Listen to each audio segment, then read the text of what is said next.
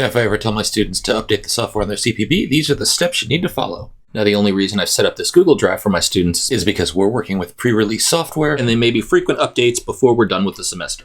Now, in order to get students up and running quickly, I have put a Google Drive up at bit.ly/cpxb-installation-profg. Now, it's always best to go to Adafruit's site and download the latest version of CircuitPython for the CPB and the libraries, but if you're one of my students and you need to update your software quickly before class or before working on projects, these steps should help. For doing the software update, you're going to need the new CircuitPython Circuit Playground Bluefruit UF2 file. You're also going to want to get the latest updated LIB or libraries folder.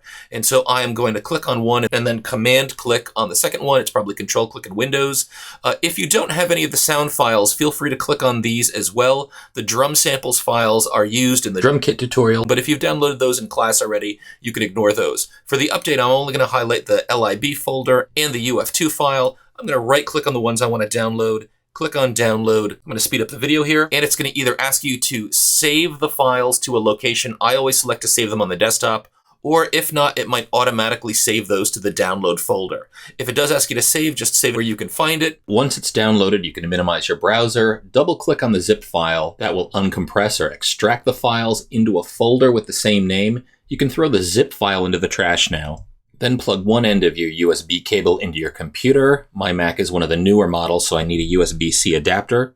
Plug the other end into the CPB. It only fits in one way on the silver side. Then just double click on the reset button right in the center of the Circuit Playground Bluefruit. The lights on your CPXB should turn green. If that doesn't happen, just double click the reset button again. Now, Mac users might see this disk not ejected properly message up top. If you ever do, just ignore the message and click close. And you'll also see that your CPB's name will change. It will now say C Play Boot. Then I'm going to double click this folder that I just uncompressed. And the first thing that I'm going to drag over to C Play Boot is this file that ends in UF2. That's going to put the latest version of CircuitPython onto my board. If you get the Mac disk eject message, you can just click close and ignore it.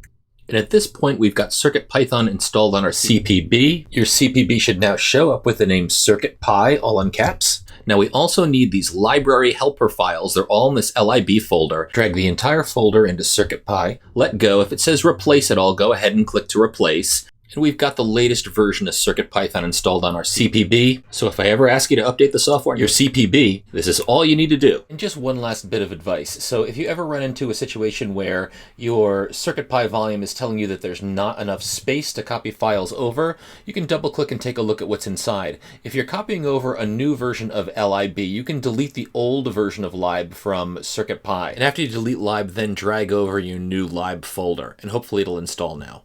Also take a look at what else is installed in there. If you have a visible UF2 file in your CircuitPy, it shouldn't be there, so you can throw that away as well. And then take a look if there are any WAV files or things like that that you're not going to need.